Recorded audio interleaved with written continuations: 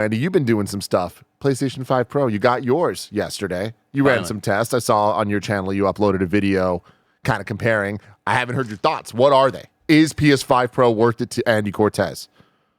Yes, only for Rebirth. It's not worth it for anybody else, I don't think. The visual differences were so minimal. I was doing before and after shots of, I would pause the recording and then bring up frame rate mode, pause the recording, bring up Performance Pro or whatever the hell. It's also, I don't love that these games don't really have similar naming schemes. I kind of wish that they unified the marketing there. Stellar Blade and Final Fantasy VII Rebirth were the best versions of what I saw. And I know that there's a couple of other really good versions out there, but when I tried out Spider-Man 2 out here before the embargo launched, I was like, I don't see a whole lot of difference with how Spider-Man 2 looks. Spider-Man 2 already looked awesome with its the balance mode of performance and ray tracing. I'm sure if I would have done before and after comparisons, I would have seen some stuff, but Final Fantasy VII Rebirth really felt like what I told you I felt when I launched Final Fantasy 16 on PC.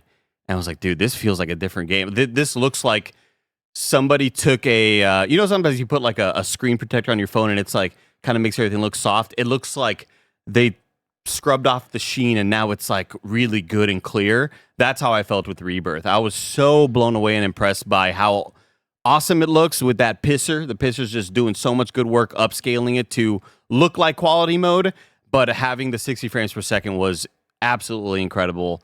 It's not worth it for, I don't think, 99.9% of people, though. I'm just, I was telling chat yesterday, it's I'm a dude with disposable income that doesn't have kids or a spouse or a car payment. So, This is what I spend my money on. And it's worth it for me because Final Fantasy VII Rebirth, I think, is the only game where I've gone with frame rate mode. Or where I've gone with quality mode, sorry. Yeah. I'm the frame rate snob. It's no, performance mode or die. This is the first time that, as me and Mike have been playing, we've stuck to 30 frames per second mode because it looks so blurry, man. On normal performance mode, it looks so clear now with this, what they call versatility mode. Stellar Blade calls it Pro Max and just Pro. And Stellar Blades looks really, really damn good, I would say. I think they did another fantastic job. I was kind of disappointed by Horizon Forbidden West's implementation of it. I thought, I had heard from people in chat saying that Digital Foundry said that was another night and day difference. I didn't see it. Whenever I opened up their quality mode, it was still 30 frames per second. It's I don't know if the PSSR is being utilized here a whole lot. I don't think it is for Horizon. Yeah, and that bums me out because their modes are called, I believe, Fidelity Pro, Performance Pro, or Balance Pro or something like that.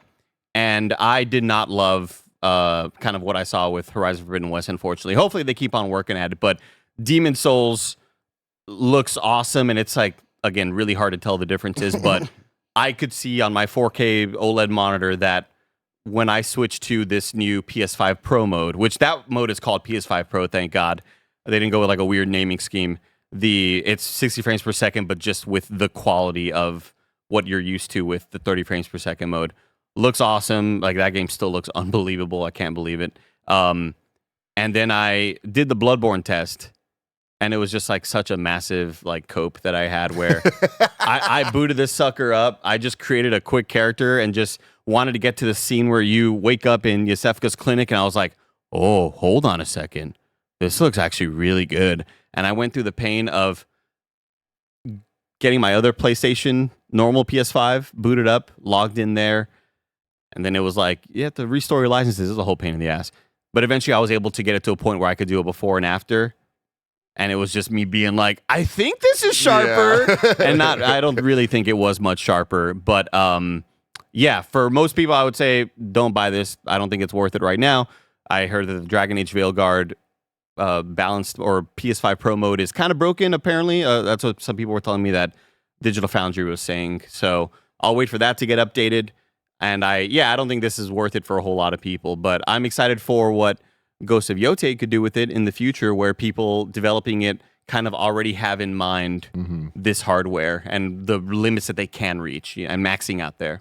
This episode's brought to you by Phasmophobia. The genre-defining horror game is finally out now on consoles. Yes, that's right. The phenomenon that is Phasmophobia has finally entered console early access on PS5, PSVR 2, and Xbox Series X and S, with full cross-play support across all platforms from day one. Join the already almost 20 million players on Steam, including our very own Snowbike Mike, and get ready for some spine-chilling ghost hunting with up to 3 friends. Experience the horror as you investigate immersive haunted locations and gather evidence to help you succeed. With several different ghost types and unique traits, no ghost hunt is ever the same. Making sure you work as a team and utilize your equipment is the key to making it out alive. It's time, ghost hunters. Phasmophobia is out now on PS5, PSVR 2, and Xbox Series X and S. Gather your friends and prepare for the terrifying ghost hunts that await. This episode is brought to you by BetterHelp. I want to take a moment and say thank you to Barrett. Barrett always goes above and beyond to keep all of our shenanigans going. This month is all about gratitude, and in addition to Barrett, there's another person we don't get to thank enough: ourselves. It's sometimes hard to remind ourselves that we're trying our best to make sense of everything, and in this crazy world that isn't easy. Therapy helps you find your strength so you can ditch the extreme resolutions and make changes that really stick.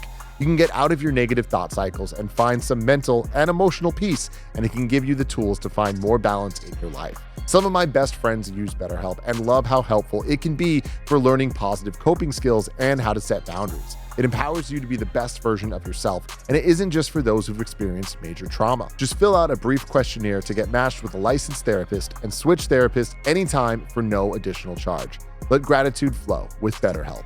Visit BetterHelp.com/kindafunny today to get 10% off your first month. That's BetterHelp, HELP.com/kindafunny. 2024's hidden gem games that you should play. I want to kick this one off real quick with Nikoderiko, the Magical World. That's the one that evolves into Nidoking, right? Exactly. Okay. Cool. Exactly. 100%. One of the most bizarrely named games of all time. I don't know why they called it that. It's weird. It's a weird name.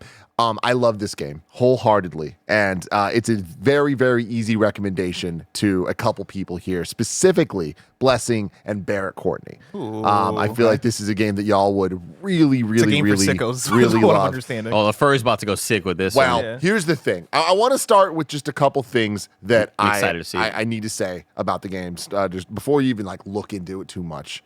It is a direct 100%. This is Crash Bandicoot. It's 100% a ripoff of Donkey Kong Country Tropical Freeze and Crash Bandicoot 4. Now, Dope. if anybody out there has listened to me in the past, you know how much that means to me. And you know how this is kind of just like, oh, they're doing it. And bless, let me tell you, they did it. Yeah? They did it. This game is phenomenal. It does exactly what I want. I always talk about how PlayStation All-Stars Battle Royale didn't work because it was a Smash Brothers clone, but it didn't actually clone Smash Brothers. They didn't go all the way. This is perhaps the most unabashed, I don't care, we're going all the way, just copying it game I have ever seen. When you beat a level of Tropical Freeze and you get to the end and you jump up and you punch the barrel and you get all the bananas, they do that here. Oh, it's yeah. Every single thing Look is at them collecting the fucking letters. the 4 letters. Yeah. It looks just exactly the same. All the collectibles work exactly the same. And the composer is David Wise. No way. The same composer from Whoa. Donkey Kong Country No Tropical way. Freeze and all the Donkey Kong Country games. No way. It's That's awesome. It's wild, man. They really put together something special here. It's a very small team. This is, as far as I can tell, their first video game, which is just wild because this looks awesome. It looks very, very good. I don't love the actual main character designs. Yeah, they're They were a little furry OC-ish, and I'm Yeah. I don't know why they did that. But besides why. that, You know why. They're You know why. sexy. They're sexy. I Tim. like them. Listen, there's an Do audience. They're sexy. There's an audience for it. Yeah. so that's a little bizarre. Besides that, there's something about the level of quality of everything isn't equal. So there's VO in the game, and it's fun. The VO fits this type of game for what it is, but the cutscenes don't have VO. So it's just when little dialogue boxes in between levels and stuff, and they're kind of setting up where you're going next on the island or whatever. They'll be talking and you hear it. But then when there's actual cinematics happening that they put effort into, it's just a soundtrack, and it kind of has that weird Kingdom Hearts trailer feel to it where I'm like, it just feels like it's missing sound effects and stuff. And it's like, why would they do that? So it kind of feels like a little budget there. And that's upsetting because this game is anything but budget. I'm so impressed with how it looks because, you know, to this point, Donkey Kong Tropical Freeze has been locked on Nintendo hardware. So this is 4K. Like this is like a beautiful, beautifully rendered game. And it is so good. Like I think the most important part is it's as good as those games. Like it has the quality of a Tropical Freeze and of Crash Bandicoot 4. And if y'all haven't played Crash Bandicoot 4, it's different than the other Crash Bandicoot games. Like it's legitimately a modern, good platformer, and it functions both as a 2D platformer and as a 3D one. And that's what I think Nikoderiko does very well is almost every stage at some point transitions from a 2D level into more of like a not open world or open area type 3D platformer. Can you rotate the camera? No. Okay. No.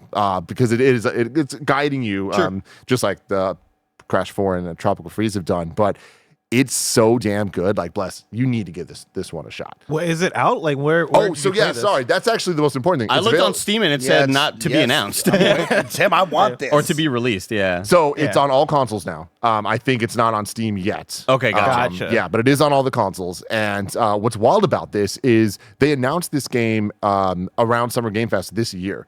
And I remember seeing it and I wishlisted it because I saw the trailer. I'm like, well, this looks awesome. But it looked like the type of game that I'm like, great announcement.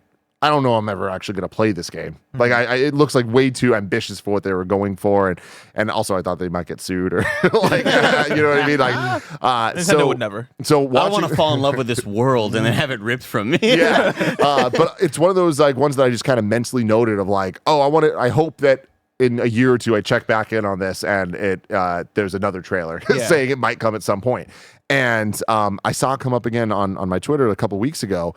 And I was like, it said available now.